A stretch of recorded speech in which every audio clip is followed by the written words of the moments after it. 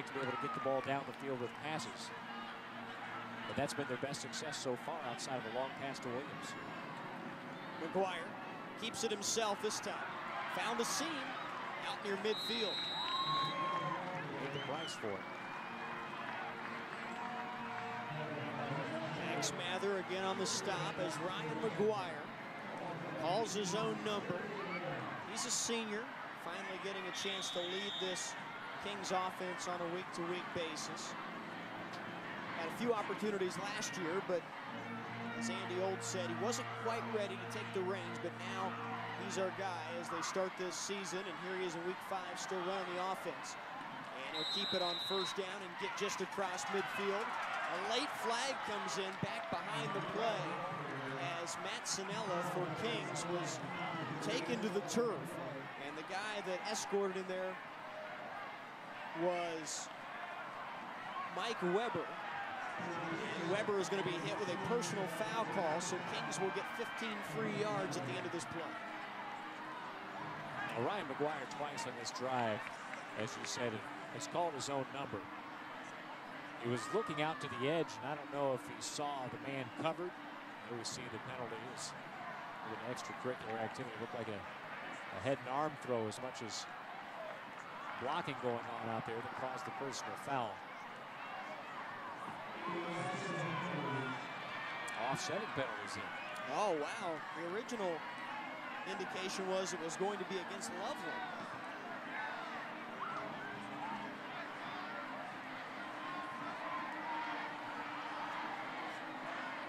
The official, the back judge, was pointing towards the Loveland defense. But now they say offsetting. They've spotted the ball at the Tigers' 49.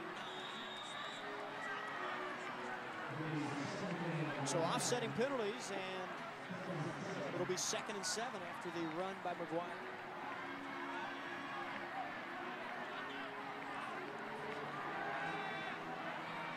He's in trouble here, and he goes down. Jake Saunders, the sophomore on that defensive line, engulfed him at the 48. Saunders 6'3", 255. Yeah, we've talked about the fact that the defensive line and the linebackers have done such a nice job putting pressure and swarming the quarterback. Here on this drive, you got to credit the defensive backs for covering up the receivers and giving McGuire no place to throw.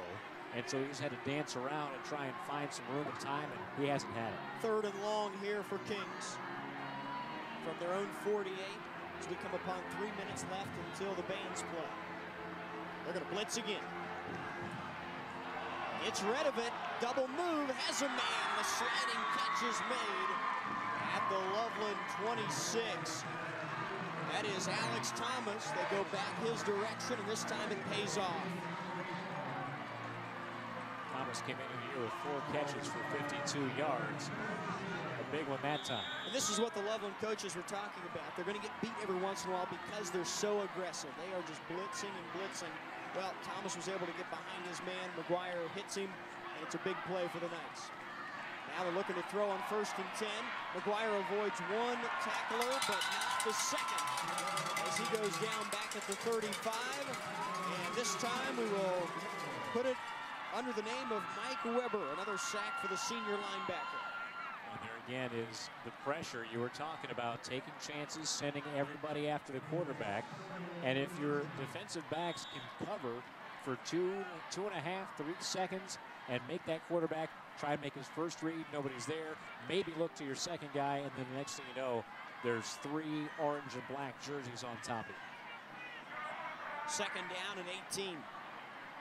Loveland trying to keep Kings out of the end zone again. Nobody open. Another sack. That's a coverage sack right there, Ryan. McGuire looked and looked and looked, and eventually the pocket broke down. That's the 3rd time on this drive. A pass play was called, and he had nowhere to go with the ball. Once he pulled it down, gained a couple of yards. That was the offsetting personal fouls play. It's been a war for 27 years. Rivalry steeped in tradition and history. City pride fuels the fire. Schools battle for a lifetime of bragging rights. Ohio's football royalty on Varsity Rivals. Join us as coaches, athletic directors, and reporters all go on the record to uncover high school's fiercest rivalries. Enemies on the field, friends and neighbors after the game.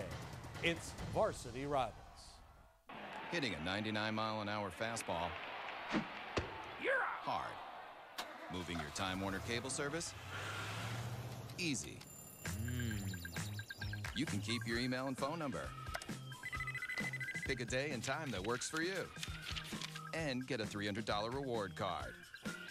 Give our move specialists a call at 1-855-TWC-MOVE or visit twc.com/mymove. Time Warner Cable, enjoy better. Is it crazy to love football? That the only dance you know is a touchdown dance? To set up your daughter's troop in a shotgun formation? To have a lucky beard? Is that crazy? Nope. That's why we give you Time Warner Cable Sports Pass with NFL Red Zone, so you can catch every touchdown from every game every Sunday afternoon. Because missing that would be crazy. Get TWC Sports Pass with NFL Red Zone today for less than $9. Time Warner Cable. Enjoy better. On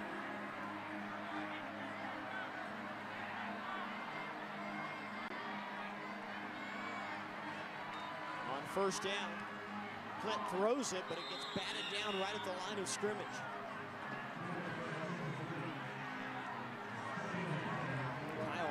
Number 8 there, the linebacker was on the ground at the end of the play, but he may have been the guy that got a hand on it.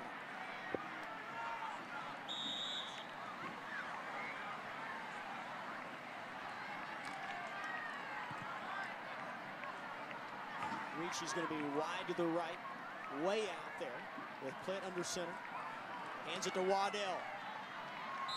And he will be taken down at the 23, a pickup of a few. Stop was made by Josh Raymond, the sophomore, for Kings. Now, if you keep it on the ground, probably just one more play here.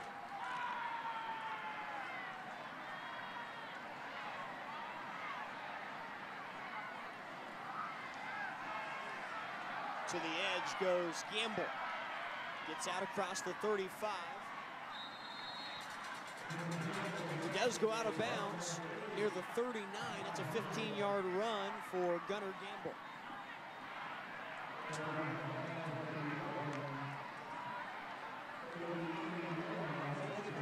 Time for a couple more plays, possibly.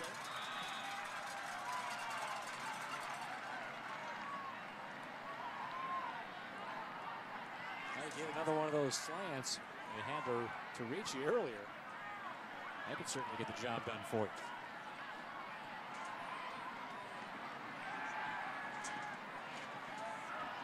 Plitt's going to have to keep it here, and he'll be taken down right near the line of scrimmage. They're rolling him to his left. That's a tough throw to make for a right-handed quarterback. He couldn't get it out of there. He had Trey Heath on the slant route. That's what they were looking for, but it didn't come open. Kyle Hanford, there he is, made the stop, and that will take this game to halftime. The Loveland Tigers, number 7 in the state in the AP poll and number 1 in the region in the computer rankings. And they have been impressive for the first 2 quarters of play here tonight. 35-0. Loveland in front of their rivals from Kings. The Tigers trying to get to 5-0 on the year. Let's send it down to the sidelines. Here's Casey. Coach, you said that you were not wanting your team to get too pumped up early in the week. Do you think that they peaked at the right time? I definitely did. We started out on the right foot. We haven't stopped. We're doing a great job executing really on both sides of the ball. We got to brush some things up a little on the special team side of things. It's going to be important down the road, but we got to walk out of here, with some confidence. This is a big game for us, and I know they're not finished. They're going to bring some toughness back to the field second half, and they're not going to quit. Kings, they're well coached. They're tough kids, so we've got to go and just kind of keep our composure and stay level-headed and come back out and play our, continue to play our brand of football. All right, thanks, Coach. Good luck in the second half. Fred Cranford in his first year here at Loveland. It's looking like they'll be 5-0 at the midway point of the season. 35-0, the Tigers over Kings. Some big plays for the Loveland offense has them leading comfortably. More coming up on Time Warner Cable Sports Channel.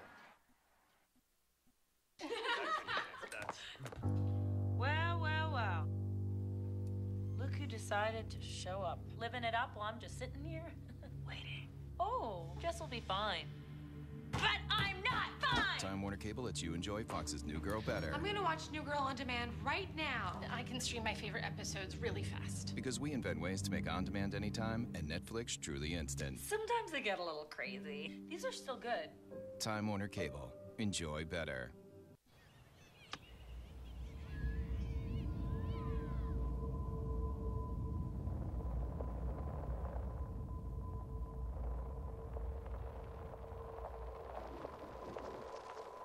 $7,000 high school students drop out every school day. Let's catch them before it's too late. To start helping students in your community, visit boostup.org.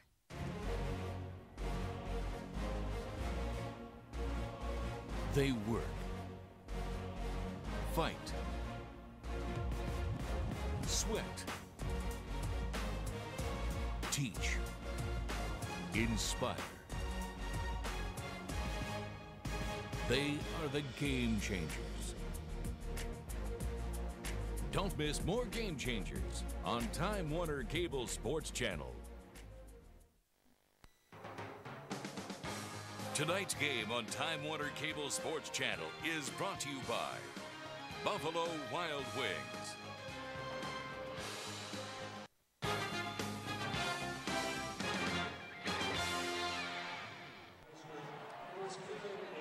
The Loveland Tigers, number 7 in the state, and leading comfortably over their rivals from Kings, 35-0. Alongside Ryan Mitchell and down on the sidelines, Casey Cust. I'm Scott Leo. We're glad you're with us tonight. Here's how that first half played out, and Ryan, it was all home team. Oh boy, it was right from the get-go. We had the delivery of the game ball, and then the game ball was delivered all over the field, through the air. There you see Loveland coming out. Not what you expected, throwing the football around, and then what you did expect. Pounding on the ground, short yardage gains, and some that weren't so short yardage. There's a couple of quick touchdowns, and then the slant there. The new quarterback to the old reach, he takes it all the way to the house on the quick slant for the touchdown for Loveland, and then the big fella. 97 yards rumbling from end zone to end zone. It is Nate Schlegel. 13 touchdowns on the year now, and he's pushing towards 1,000 yards 4.5 games into the season. There you see the first half numbers. Loveland dominating on the ground, 264 rushing yards. So over 400 yards of total offense for the home team. And they are cruising to a perfect 5-0 record. Let's go down to the sidelines to the third member of our broadcast team. Here's Casey Cust. Guys, I just talked to Coach Olds coming out of the locker room. He said he just wants his team to work on getting better in this second half. He says, who knows, maybe we'll come back and score 35 points. Maybe we won't, but we need to get better for next week because we've got to take the opportunity of playing against this great Loveland team. All right, thanks, Casey. Good stuff. That's one of the things Coach Olds said when I talked to him this week. He said, regardless of how things transpire, we're going to keep fighting. He said, I really like this group of kids, and we're not going to quit. And here is where you see what kind of character you have on your sideline, down 35-0 on the road. You're still very early in the season, and for some of these guys, very early in their high school career. And so what you've got to do, when you look up at the scoreboard and you see yourself down 35-0 against a team that has just eaten your lunch for 2 quarters of football, you've got to go out and try and win some individual battles. Failing that, get better at competing in those individual battles so that next year, next week, you're a better football team than you were today, because tonight you're facing a team that you haven't had any success against on offense, on defense, on special teams even. It has been Loveland's ball game from opening kick till the end of the first half. We're getting ready to start the second half here, but you've got to start finding victories somewhere if you're Kings to keep your heads up going forward.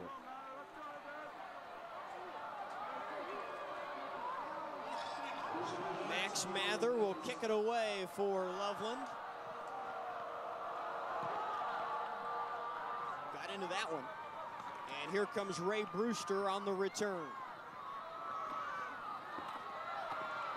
Brewster taken down at the 29. And so Kings goes to work. It's not a huge gainer or a huge return there, but there was a win in the battle. There you see what happened to Kings in the first half. Turned it over down near the end zone. They went for it on 4th down, couldn't get in it. But there were a couple of times on kickoffs where they were not able to handle the kick. So there, you make the clean catch, you get upfield, positive yardage. That's a way to build some momentum, as we said, if not for this game, then going forward. That turnover on downs came after they punted on 4th down. Loveland muffed the punt. It allowed Kings to have it inside the red zone. They were knocking on the door, but this Loveland defense that had 5 shutouts a year ago turned them away. So here we go with Ryan McGuire set to take the snap. Whistles and flags. The play clock expired. Not how you wanted to start the second half of the Kings. They made a few mistakes with penalties in the first half as well, early in the ball game, putting themselves behind the 8 ball. We have that as the 5th penalty on Kings tonight. There you see the head coach of the Tigers, Fred Cranford. He's really excited about this opportunity to coach this Loveland football team. He's in his first year. Loveland is now Division II with the realignment around the state this year, the addition of the 7th division. As McGuire goes out of bounds, out near the 35. 5 penalties, by the way, is what Kings has averaged on the year. The first 4 games, 20 penalties for 163 yards. Loveland has had, only coming into this ball game, 12 penalties for 105 yards in their first 4 contests. They had a couple of big ones, though, early in the ball game that seemed poised to help Kings out on a drive, but they were able to make up for it, just keep gaining ground on offense. McGuire keeps it. Needed to get to the 39. He will be close to that. Stop was made by Brian Pop. I'm very tempted.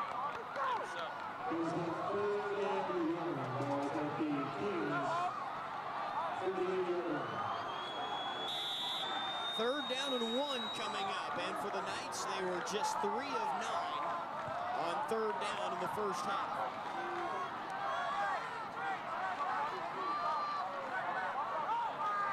Some confusion on the Kings side of the football. They're not sure who's supposed to be lined up where. Now it looks like they've got it. Gotta hurry to get this play off. Trying to muscle it ahead with Sinella. It looks like he's got it. He was met by a wall there.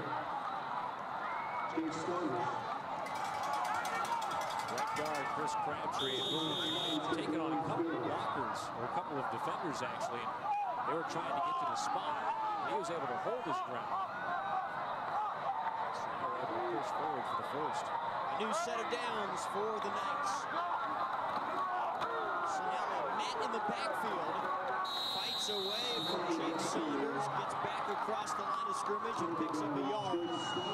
2 carries and 2 yards for Sinella on these last 2 plays. And those were hard yards. I was about to say, those are the toughest 2 yards you're going to get. Almost picked up 2 full in that last play with the spot of the football. And those just shy of the 42. Trips to the left. Loveland showing blitz. Nice catch made by the sideline. Ray Brewster hauling it in on coverage and making the tackle is Bo Engo, a senior, 6'3", 180. So he just did get rid of the ball there. You see that backside rush coming. Nice job by the receiver to keep the toes in bounds and get those positive yards. 3rd down and 4. Loveland, seems like they've blitzed on every play. This is no exception. Sinella has the first down. Gets to the 46, a pickup of 8. Nice little slip right there, taking advantage of been pressure created by the defensive line, the linebackers, as you said, blitzing. All kind of guys on the line of scrimmage. Quarterback just gives a little bit of ground, gives his running back time to get out into the flat, just feed him. It's a good run. Loveland, it seems like, is never just rushing forward. They're bringing a linebacker, a couple of linebackers, maybe a safety or a corner from time to time. They want to be aggressive on defense, and they have done it well tonight. Sinella on the draw. Gets to the sideline and then gets wrestled out of bounds near the 30. That's a 16-yard run for Matt Sinella, the 6'2", 210-pound senior. We've not seen Barnett in the backfield yet here in the second half. He's been out in the slot a couple of times, split wide. But it seems now like Coach Olds is trying to pull out those plays that can take advantage of a very, very forward-facing, pressure-filled defense. I don't think you're going to get any pullback, though, for Loveland. Barnett will be in the slot off to the right. Sinella has a bigger frame on him, and he can withstand these hits the Loveland defense has been applying. We'll get a whistle and a flag here, and yet another penalty. It looks like a false start against Kings. Yeah, they had just everybody coming. Full pressure. Both linebackers were up and down, and the linemen couldn't hold their position till the snap of the ball. That's a tough place to be right there. Whether you're the center over the ball or one of those interior linemen, you see everybody coming, and they've been at your quarterback all day long. You know you've got to get off the ball quickly. Sinella just started too soon. Back-to-back false start penalties, and that will drive a coach crazy. Snap, false start. But again, that's a penalty that didn't happen on that play. That penalty happened in the entire first half. Both of them did. That's a product of the pressure that Loveland has been bringing.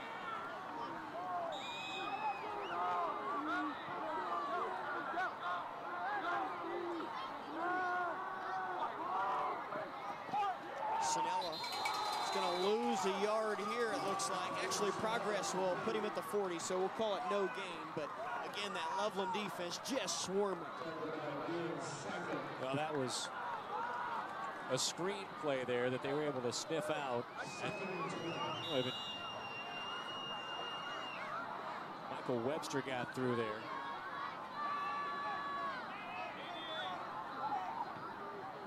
That was 49 Sackett on the play. But he was able to beat the linemen who were just trying to set up that screen there. And if they can't hold, your running back's in an awful lot of trouble. Here they come again. Nowhere to go with it. McGuire looked at 2 or 3 different receivers there, but nobody was open and in his range. And so ultimately, Loveland once again gets to the quarterback. They weren't there right away. If he'd had an open receiver on his first read, probably had time to get rid of the football, but you don't want to make the big mistake. Better to take the sack and throw a pick. 3rd and a country mile here for McGuire and company. It's a draw. 2 missed blocks. Yep, and on the tackle this time around, it'll be Mike Weber and his buddy Darren Sackett. And they'll celebrate on a 3rd down stop. There were 2, that was a design draw, and there were 2 blockers out in front. And Loveland made them both miss. And both defenders lined up at the quarterback at the same time. This is a swarming, confident, and aggressive defense.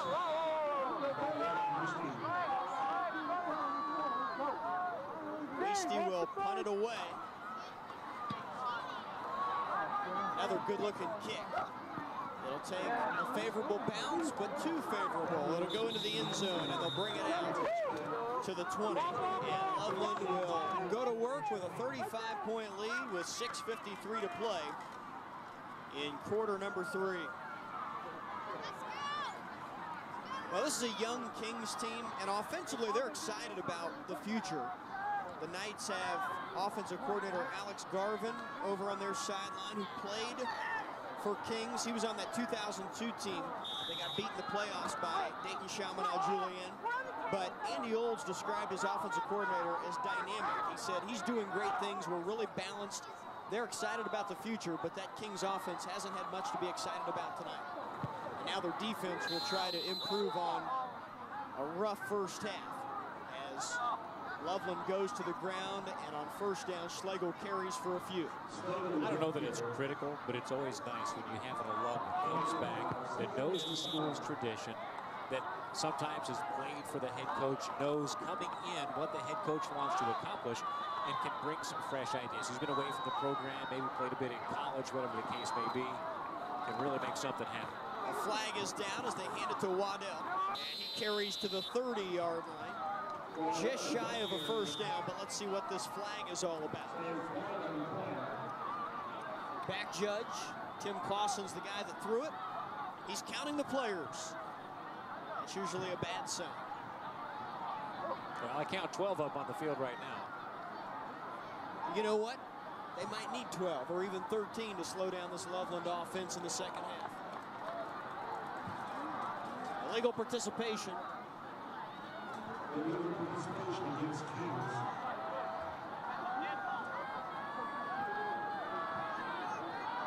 It's hard to fault him for that. The way things have gone here for Loveland, they have absolutely had their way with pretty much whatever they've wanted to do offensively. Kings is without one of their defensive starters who was suspended in week number 4, suspended for this game we have after being ejected. Illegal substitution on the defense. 5-yard penalty remains second down. So the 5 yards puts them just shy of the 30, so you're looking at second and less than 1. And just a wee bit. Now this is, of course, a rivalry game. It's been completely cleanly played. You haven't seen any kind of scrums. That'll be good enough for the first down as Waddell totes the pigskin across the 30. That is the 14th first down of the game for Loveland. They're at 425 yards of offense and count. And Coach Cranford, we were talking to him before the ball game. This is his first matchup in this series. Pitt will put it in the air. Has a man.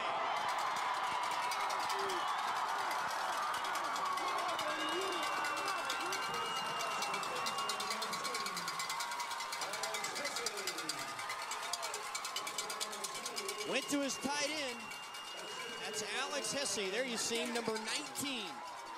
Getting out of the flats and running free as Loveland goes to the air for big yardage, and they will have it inside the Kings 30. And several big gainers through the air for Loveland today. Everybody expected them with 2 of the top 5 rushers in the conference to keep it on the ground. They've done plenty of that, too. Waddell again fighting for extra yardage down to the 26. Well, you really have to like the contrast in styles for number 37, Waddell, and then number 47, Schlegel. Waddell's a smaller back. He's younger, but can get low behind that offensive line. He's a little shifty.